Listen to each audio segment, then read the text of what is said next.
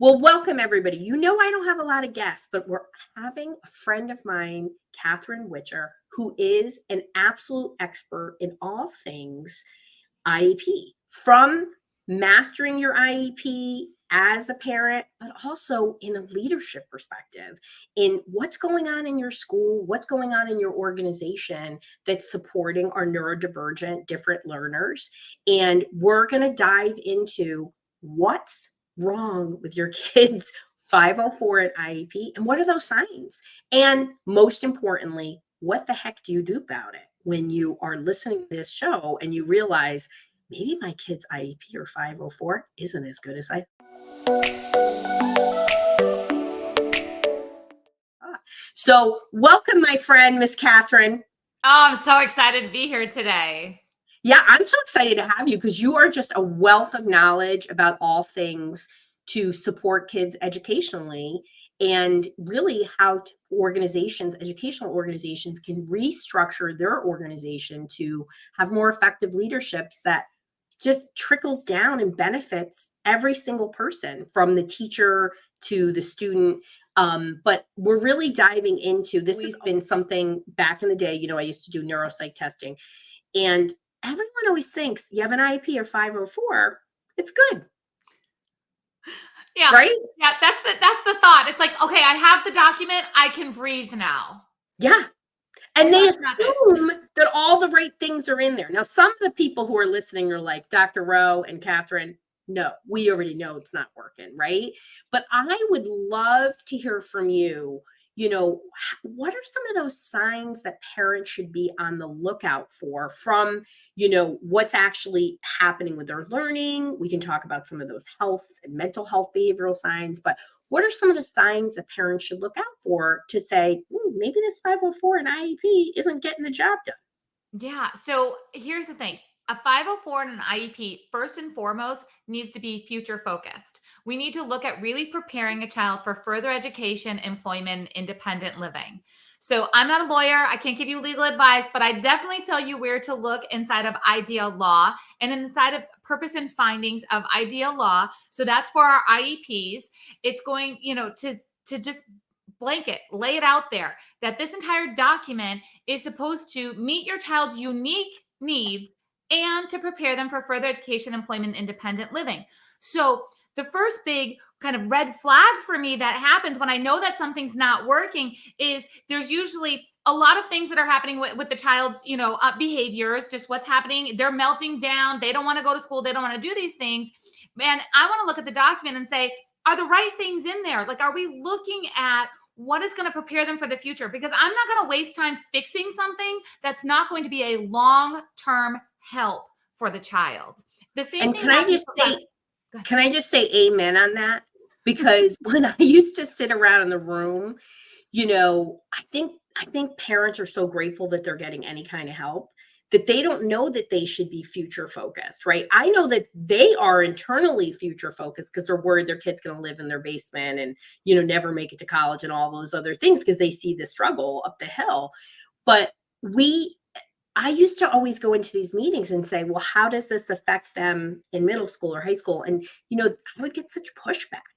You know, and they would say, well, we don't know. And I'm like, well, I'm here to tell you, because I'm with kids across the developmental spectrum, that this intervention isn't going to get them there in a year or 2 years, right?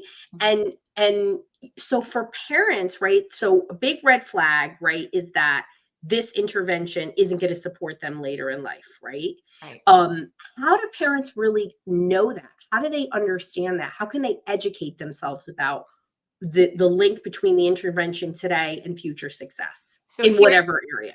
Yeah. So here's the number one question that I tell parents to ask themselves. Do I use this skill in my own life? So if you are a parent and you're looking at it and you're like, my child has been stuck on reading an analog clock for 3 years, like we can't master this skill. Do you read an analog clock every day? Because you don't. Unless it's a decoration in your house, you're not doing it. We need to be able to tell time for the skill of time management. We need to be able to know when to show up, how long does it take us to get ready, what needs to happen. I'm not saying that the child can't learn an analog clock or have that in their IEP, But what I'm saying is we don't get stuck there. A lot of times we get stuck in these things. Like, here's the thing. I'm not going down to the corner grocery store paying with pennies, nickels, dimes, and quarters. That's not the foundation of my financial literacy. So I know that when I see a parent who's struggling and they're like, I don't know if this is the right fit, if this IEP is the right fit for my child. I thought it was good, but now I don't know. It's about asking the right questions to the IEP team to get people thinking bigger, because like you said, that's what parents are doing. Parents are thinking bigger, like, I don't know what's going to happen 6 months or 6 years from now with all of this, but our teams are very today focused, and they're very much using curriculum that a lot of times was built for yesterday. And Oh the my state, gosh. right? The state standards, they're not up to par. Like, there's a lot of things that are guiding your child's education that don't actually need to be. Now, as a being in the school system in the long time ago, I'm a former teacher, and I coach teachers. I know you have state standards. I know you have curriculum. Like, I know you have those, but those are actually secondary. We have to look at the child's unique needs, prepare them for the future, then fit in the other criteria. Yeah. And I love so much about asking questions, because as a therapist, that's what we do. And I always talk to parents about, being Columbo at these meetings, right? So by asking a question of, will my kid need this in the future, right? And even, recently, my youngest child, Giancarlo, is a remediated dyslexic, and he was a severe dyslexic, triple deficit dyslexic. And, recently we ignored his math because it was like intact in order. And then we went into the reading. So then by the time we went to really ramp up math, because he wants to be an engineer, he was behind. Right. So we doubled down. We basically skipped 4 grades in 2 years. We really he pushed himself. This was his decision. And because he wants to be an engineer and he understands. So this long-winded story is this, that he had a teacher very insistent that he do mental arithmetic, and there was his dyslexia showing up. Right. And so he had skipped pre-algebra, just skipped it, and was in algebra. And so it was very hard for him because she was insisting on the mental arithmetic. But I didn't know that until she went on maternity leave. And his grade went from like a 65 to an 82, literally like overnight. So what's the point of this, right? Is that, do you need to do mental arithmetic? Heck no, we have smartphones. Right. So I went back in and I was like, this is what's happening. He's not doing it. And that's it. I don't want to get into it. And the head of the school, the assistant head, was like, oh, she's not going to mind. And I was like, oh, she's going to mind, because she didn't want it last year. And I'm going to make sure it happens. So, and it really was holding him back, right? The grades don't matter, but they do, because it was really, we were questioning, is he really ready? Did we make the right decision? And his tutor was like, he's really got this. Like, I don't understand the difficulties. So trust your instinct, right? Ask the right questions. And, what are those signs that are there, right? Does your kid look like a distressed learner, right? What are some other things? What other red flags should we be seeing and looking for when we're questioning, is this IEP, is this 504 actually working? Yeah. So a lot of times our 504s and our IEPs are really focused on the weaknesses of a child and always on their deficits. If you can't see your child's strengths throughout the paperwork, and if we aren't really building upon those strengths, I mean, we know that it's easier to go from good to great than from like 0 to good. Like, right, the effort that it takes, it is so much less when we have something that's good. Now, that, of course, we have an IEP for deficits. If somebody's at grade level, we're not. But as you just mentioned there with your child, you're like, he has a math deficit, but he has strengths within math that can help him close that deficit. So you had to bring to the school his strengths and say, listen, this is how his brain works. And we can close the gap if we focus on his strengths. It may not be according to your curriculum. It may not be to help the teacher's preference. Doesn't matter, because his strengths within this deficit area need to be focused on so we can close the gap. So if you don't see that inside of your child's paperwork or the way that the IEP is being implemented, yes, you have to ask questions. Why do we need to do it this way? Now, here's the thing. I do ask why, because sometimes we'll have a teacher that says, well, it needs to be this way because, and there might be a reasoning behind that you're like, okay, I can get behind that. I can get behind that. It could be a foundational skill for the next one. Sure. Right. And then, there are a lot of reasons. Yeah, it could be, but I want to see strengths. Same thing. If we're just, we're looking at a 504, and let's just say that, there's something on there that's, 504s or accommodations and modifications inside the IEP oftentimes are written very generic, right? Extended time. Are you kidding me? What is extended time? What, my version is different than your version. So we have to get really detailed into that. So one of those things where we're going to say like, okay, does this need a revision? Is there enough detail? Like, could you replicate it? So extended time or preferred seating or those things. Again, preferred seating. Everybody, it might be the back of the classroom. Everybody thinks it's front. Everybody thinks it's front. It's not always front. No, I had a client, a family that I was working with, we had preferred seating in there. Bring the student into the IEP because the teacher is extremely frustrated. This IEP is not working. I promise you I'm implementing everything. I knew seating was an issue because I'd worked with this family for a long time. So the learner comes in and he's got an IQ off the charts. He's also, autism and all of these other things that are going on. Okay. So he thinks in pictures and he's like, can I draw it out? And I said, absolutely. So he draws out the exact classroom down to details of where it's at. And he says, I need to be put here. So I could have access to the door if I need to, but I also have room to pace. And I'm not by that furnace thing that makes all the noise. He knew exactly where he needed to be. So we needed to revise things to make sure the details were in there so his brain could do what it needed to do in that class. But preferred seating, extended time, all of these generic things, let's get them tailored for your child. Yeah, I think that's really important. And I don't think parents know that they have that kind of power or that their child has a voice. I mean, I used to talk to 5-year-olds and find out, what was going on, right?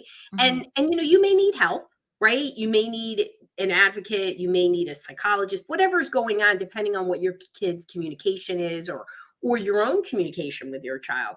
But asking your kid detailed questions, not what do you think you need?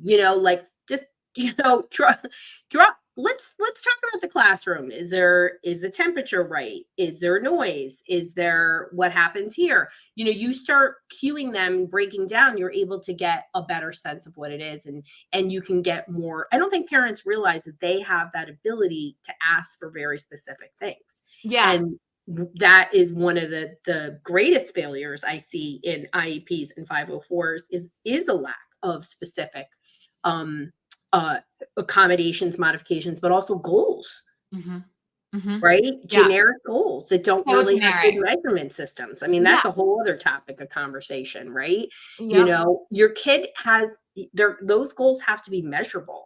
And, when they're not, right, how do we know your kid's, making progress? Right. So let's talk about that. So how do we know there needs to be a revision? If you are getting a progress report, which progress reports are supposed to come home at the same schedule as report cards. So wherever your child goes to school, when report cards come home, you get an IEP progress report. Okay. On that progress report, if you are only getting a sheet of paper that says making progress, and we have check marks on it, that's a problem. You need to know what data was collected and what does making progress mean? Because if I say my goal this year is to save $100 in January, okay, and I save $1 by May, I've made progress. But am I on track to save my $100?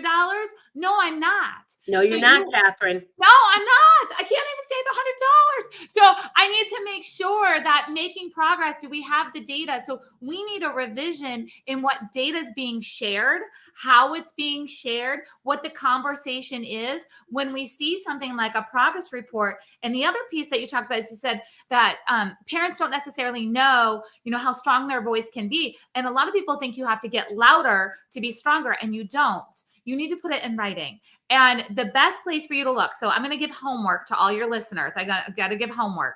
And that's, you got to go get the IEP and you open it up and you find the section that says parent educational concerns. There's typically one of three things in there. Okay. It's left blank. That's not okay. That means it wasn't addressed. It says mom has no concerns at this time. Are you kidding me? What family has no concerns? If they're sitting at an IEP meeting, there are concerns. That means that the meeting was just a bunch of chaos, as in mom was overwhelmed with decision fatigue and information overload. They said, Mom, do you have any other concerns? And she said, not at this time. Or there's random concerns in there. Well, my child, leaves his coat on the bus and doesn't have friends at lunch. And no, that's not okay either. A formal parent input statement. That's one of the biggest things that I do inside of the Master IEP Coach mentorship. If we want to create change inside of special education, we need to make sure that parents understand how are they going to lay out what the current concerns are and what the future concerns are, so they can help guide the team. And that's what happens. You're an expert at the table. They are experts at the table. You need to pull out the expertise. As a parent, you pull out the expertise of everybody who's sitting at that table, and you help guide them into okay, here's my concern. My concern is that my child has no leisure skills outside of looking at a screen and playing games. How do I develop leisure skills for my child? How do I develop these things? Guess what? Now the teacher's excited. The social worker starts to be like, oh, okay. So you're pulling out their expertise. That's one of the best things you can do as a parent is you set the vision and you pull out their expertise. You can design a very tailored document that all of a sudden your child starts to really thrive in a much different way. Yeah. And again, there's so many nuggets of wisdom that you shared right there. But I think one of the things is, if you're not really fully bringing your concerns, even if you don't understand, you don't have to be the one to understand what the solutions are. You Right. bring the concerns to the table and you'd be surprised what solutions are available. I used to say that all the time. And that's both 504 and IEP, right? That, I'm concerned about my kids' leisure skills. What can you do to support that at school? Mm-hmm. You might find out there's a whole program he's not involved in, Yep. It's those hidden things when you ask the questions, right? So this is my concern. What can we do?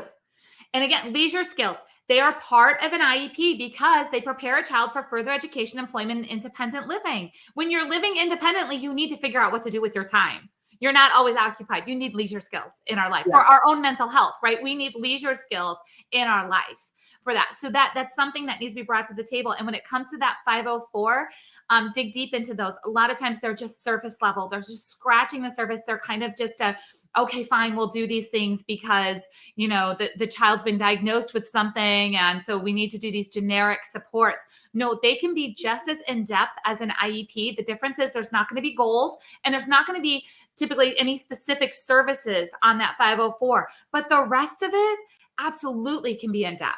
Yeah. And I always just found people to be so resistant to even giving somebody a 504. They try to talk you out of it. And that's often because school systems don't have a lot of good support networks, or I should say administrative components related to that 504. But in some places, like I was formerly trained in Massachusetts, they treat a 504 in like an IEP, right? So minus the goals, right? But they'll give them services there. I've had families move there and be like, oh my gosh, this is, Right. so many things. What other red flags, either within the child or within the system, should parents be looking for if they're wondering if their kid is getting the right services, or maybe they're already concerned? Yeah. Copy and paste from year to year. That's a problem. Your children, they've grown. They've matured. And when the IEP, sure, maybe everything wasn't mastered, but it should not look cut and paste from the previous year. You want to take advantage. I always say that an IEP meeting should be the think tank, the brainstorm session to really tailor the IEP. No surprises at the IEP meeting. We lay all the problems out ahead of time. You send in that parent input statement ahead of time. You do all these things. Let everybody think about it. So then when you get to the table, this is where you make it unique. This is where you craft something that says, how are we going to engage this child in learning, even though it's not their favorite, because they are dyslexic and this is such a struggle and they know that they're going to be behind their peers. And how are we going to do this? That's where we use that creativity and we start, again, building in those strengths and that uniqueness. And Catherine, when you're doing a parent input statement, are you sending an agenda in advance and saying, this is my agenda? Are you saying this is my parent input statement? Are you doing both? Give people the details, because yeah. not many people talk about parent input statements. Yeah, so it's a whole system that I've developed, and I developed it quite honestly way back in the 90s when I was a teacher, and I was only a teacher for a couple of years. So for those that don't know, like I was only a teacher for a couple of years. So I have a brother with Down syndrome. Thought I was going to solve all the special education problems in the world by becoming a teacher. Like I'll just fix everything, that went wrong for my brother. That didn't work out. I started teaching by day and I was coaching parents by night. And what I noticed, and the reason this came about, is because I opened up the IEPs of my students as a brand new teacher and all the parent input statements. I looked for it because I come from a family. So I knew that my mom always had input, right? So I opened it up and I'm like, okay, I see what the other teacher said. What did the parents say? And I'm like, there's nothing of use. So what I recommend, and this is, again, the short version of it, is when you get an IEP meeting notice that says, hey, can you attend this meeting on November 1st? You respond back and you say, yes, please see attached parental concerns. And you attach it in a formal PDF letter. There's a formal heading to it. We CC it to the file. Sounds old school, but there's a reason, because being part of your child's file, it now becomes part of the history of the conversation. So, and then we're saying, okay, I'm looking forward to this meeting. Here are my concerns. And then you close it out by saying, if these concerns cannot be addressed, please put all reasoning in writing and bring the data for that decision. And then all of a sudden, it does become part of the agenda. It does go into the IEP because you've laid this out. And by the way, just for all the parents, the teachers are not writing your child's IEP until closer to the date than you think. Okay. Absolutely. So yeah. So when sometimes the night before. Yeah, I wasn't going to call them all out on it, but yeah. So we want you to have a draft of the IEP. There's just all these nuances that can happen for the meeting to make sure it goes well. But bottom line is, yes, I want it in writing, that 10 days ahead of time when you're getting that meeting notice. Let's let the team know where your head is at, because they're not mind readers. You have to be able to share that, and then let them integrate your concerns into the meeting and into the actual document. And you get to have data available if they feel like this isn't right. And, data is important. And, just data is collected all the time on your child. It doesn't have to be a standardized test. There are so many forms. You can bring your own data to a meeting. Data is power.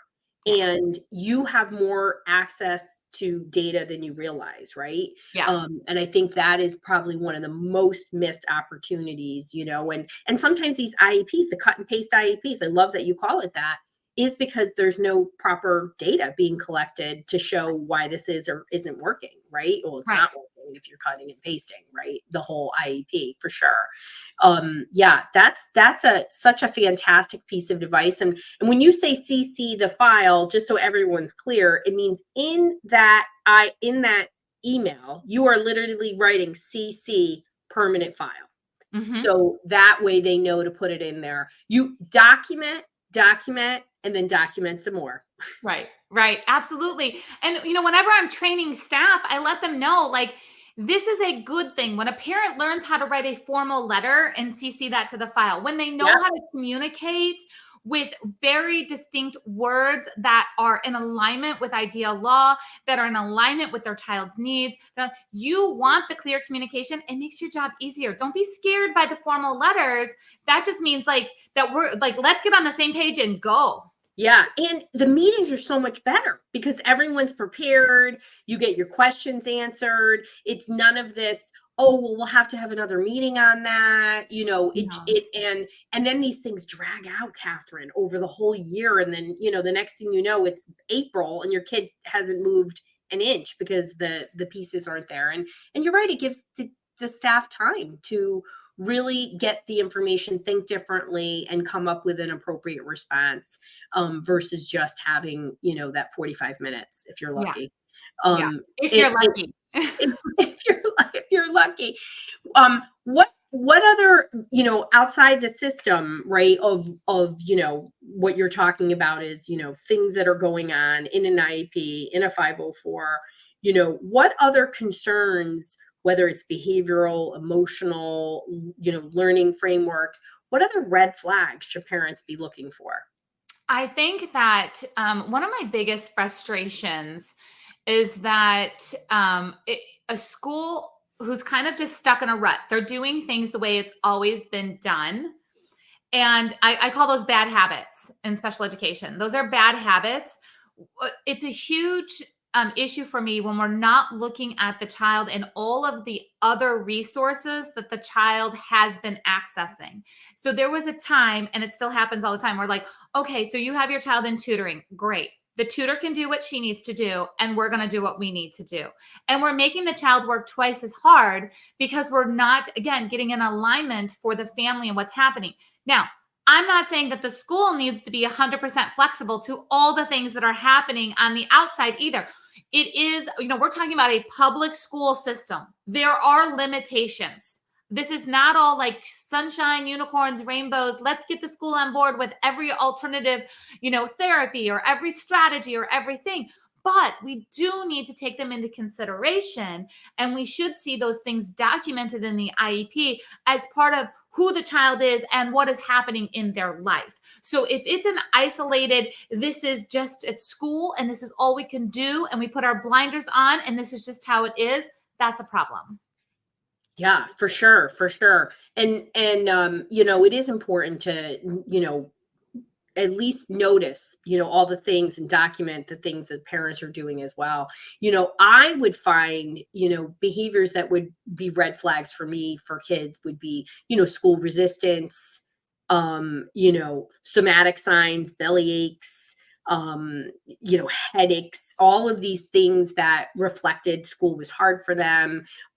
Even just, when you go and do homework, this was something I consistently would see that parents would say, it's like I'm teaching it all over, right? So that's a reflection your child's not absorbing, or improper instruction. You don't really know, right, until you go back to the team and you ask for help. And certainly just even seeing what a lot of times parents realize is later, and that's why your first comment about what's the long game of this strategy? Is this strategy, is this technique, is this method, is this intervention going to get my kid to where they need to go, right? I've saved $1 towards 100, but if by May you should have saved half, right? Close Right. to half. So when you're looking at things, kids a lot of times, and you have siblings, right? Your kid has siblings. You start to realize that kid's not going to get to be a reader. That kid's not going to, get to algebra. That kid's not going to have the right social skills. The gap is widening. Mhm. And I think that just seeing the gap widening in academic areas, social areas, emotional areas, as you said, leisure skills, those kind of things, that's a red flag, Yeah, right? absolutely. Absolutely. And that's the thing. Those are the areas that a lot of times that's where the parents then coming to, they're going to the outside social worker or psychologist. They're going to the neuropsychologist. They're going to the tutor. And that's why I said, like, we have to take that into consideration and say, like, what is going on with this child and how are we going to support this in school to help close that gap? There are certain, skills, and I'll just call it out. I think a lot of times we don't have transparency when we talk about this. So, like, for example, my brother has Down syndrome. He's not going to close the gap to his same age peers, right? That wasn't going to happen. That doesn't mean that he doesn't get to have meaningful progress. So even if you're listening and you're like, you know what, I don't think my child's ever going to do that. Okay, but your child still gets to have meaningful progress. The school still gets to surround your child and bring them towards the long-term outcome that is needed. And that's really important for our parents to hear, that whether it's, something where you're discussing your full continuum of placement. So here's the thing, red flag for me: your child has this diagnosis, therefore they go to this classroom. That's Mhm. a problem. That's a problem. Right. That's a problem. Maybe that is the correct classroom, but you as a parent, you don't know what's right if you don't know what's wrong. So you need to know what this full continuum of placements is, and you need to know, why is your child being recommended for this? And you need to make sure that high expectations are happening for your child at all times, that we are not giving up on any of the gaps just because we know that they're not going to 100% close it. That's okay. So whatever you're choosing for your child, whatever inclusion looks like for your child, whatever special education instruction looks like for your child, you get to feel good about your decisions, and you get to just really design this to fit your family's needs. And just as a parent, I just want you to know, like, you get to choose. You do Yeah. get to choose. I love that meaningful progress because, with autism so much on the rise and the bulk of autistics are actually mid functioning, everybody thinks their kid's high functioning, but the bulk of autism is actually mid functioning. And that means that cognitive, impact is much greater. And so we have to look at, where are the strengths, where are the needs, and where do we want to have our kid, have that the most meaningful progress so that their life can be better. So when a parent is seeing these red flags, any one of them, maybe people are listening and they're like, I have all these red flags, which happens an awful lot. Talk about what what they should do. I know this will be in the notes. Catherine runs Master IEP. IEP, sorry, I'm getting over COVID. MasterIEPcoach.com is where she's at. And again, I'll have that in the notes. But talk about what they should do, because that's always the hardest next steps. And you gave some really actionable steps along the way. But, here you are, you realize, wow, there's a lot going on. I don't know where to start. Yeah. So a couple of things. One is, you're always going to ask questions in writing. You're always going to get answers in writing. No more conversations in the carpool lane. Okay. Don't do that. So always get things in writing, ask all the questions, and, get the support that you need. That's, the reason that Master IEP Coach exists is because, their parents need support, and Master IEP coaches. So I train parents and teachers to become Master IEP coaches.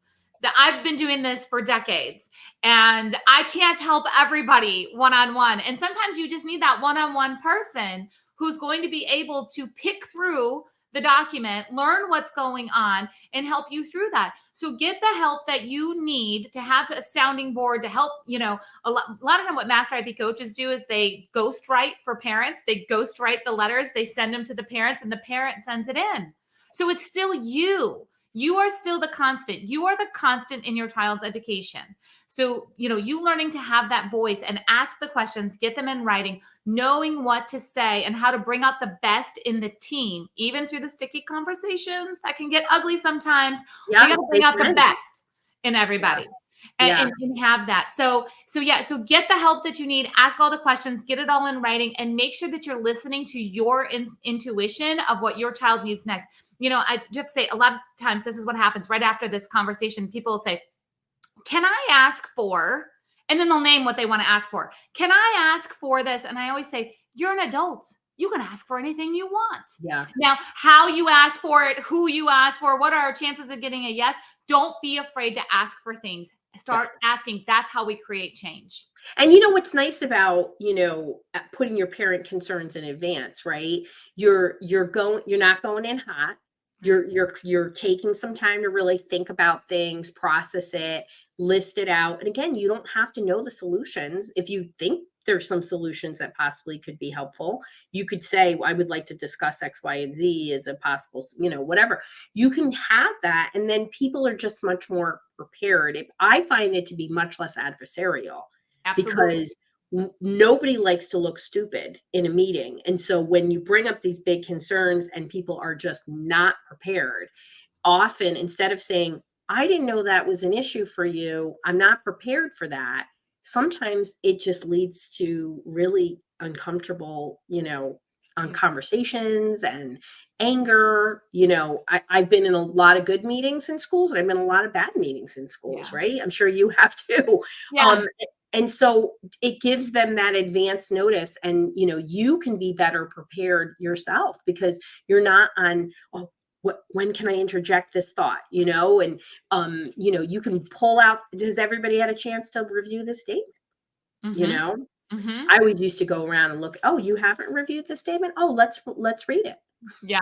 Yeah. And that's what's funny is that often ends up, the parents are like, I don't know what we're going to cover at this meeting, but they sent in the parent, input statement. I'm like, you're going to cover the parent input statement. Print yourself out a copy. You're going to go Yeah. there, and sure, they're going to do all their cross their T's, dot their I's, get their paperwork done, but you're going to cover these things that are in here. You requested to have that done. So it's really about you, again, just making sure that your document that you have for your child, it looks like your child on paper, and it's designed to bring your child to the direction that you need them to go.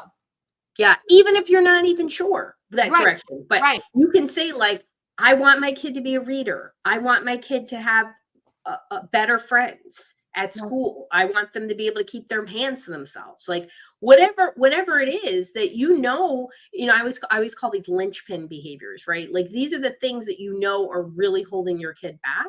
Mhm. And maybe those interventions are working, but maybe they're not working in a trajectory that's going to get your kid to close the gap, and it should be able to close the gap. Or maybe you don't know that, but that's what Catherine said, like, provide data that gap can't be closed. Well, and maybe that's there, and you're just not understanding it, right? Right. So many useful components, but I think, having, the parent statement about what your concerns are is probably new for a lot of parents. I think parents think of an agenda, which you could still have an agenda, by the way, right? And Right. say, here's right. I Yep. would like to discuss my parent statement.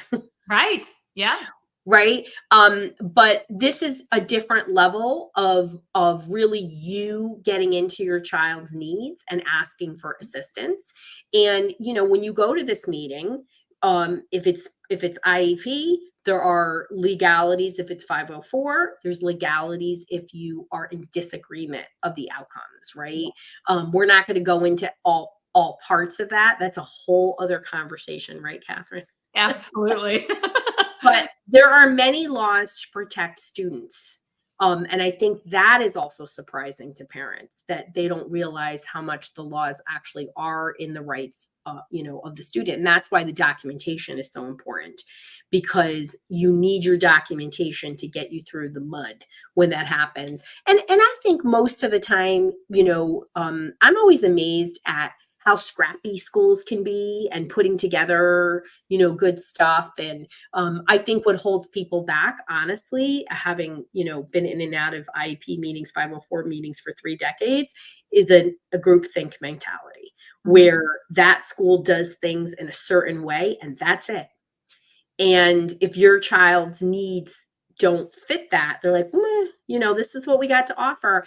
And, it's called at least in an IEP, it's called an individualized education plan, right? And so you have to think about what your child deserves: a free and appropriate education. It's called FAPE. And you have to discuss the needs first before you can discuss the program. And as Catherine said, it's often not done.